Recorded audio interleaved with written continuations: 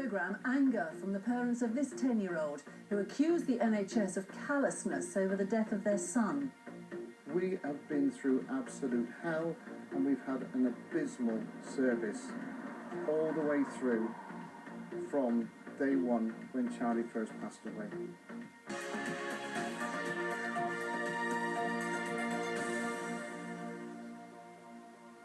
They were already struggling to come to terms with the sudden death of their 10-year-old son, but a Wiltshire couple say the way the NHS handles complaints from grieving families has made their ordeal far worse. Charlie Burns died 4 days after his condition was misdiagnosed by an ambulance paramedic. Earlier this year, a group of MPs said the system for dealing with NHS complaints was too defensive and complicated. Alan Sinclair has the story. The Burns family is struggling to move forward. They say there's been no adequate apology, no reassurance that lessons have been learned. Ambulance staff were initially called when 10-year-old Charlie Burns was found unconscious and unresponsive in bed. We asked them if they were taking him to hospital. They said there's no need. They're only going to do exactly the same checks as we've done here, except you'll have to wait 3 or 4 hours down at A&E. 4 days later, Charlie suffered a catastrophic second seizure in his sleep and never recovered.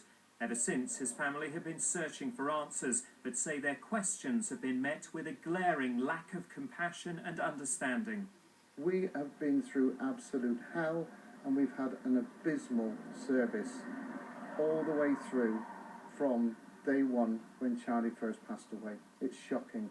They should be listening to families and moving forward, hold their hands up and say, we are so sorry, we've done wrong, how can we put this right? And learn from the issues that we're bringing to their attention rather than hiding behind them and not wanting to deal with them.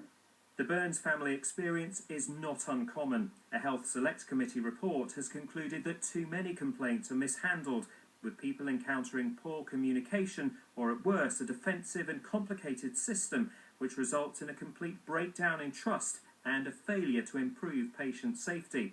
The complaint system has also been criticised by patient watchdogs.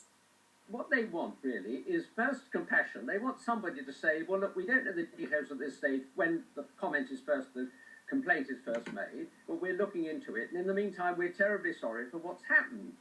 The former Great Western Ambulance Service is now part of the South Western Ambulance Service, and in a statement they told us they're extremely sorry to learn of Mr. and Mrs. Burns' continued distress.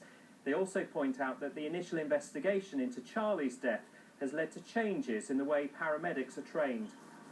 The government's promising to set up an independent body to review serious mistakes in the NHS. While the paramedic involved in Charlie's case still faces a fitness to practice hearing, the Health Secretary Jeremy Hunt has said he'll personally look into the way the Burns family have been treated. Alan Sinclair, BBC South Today.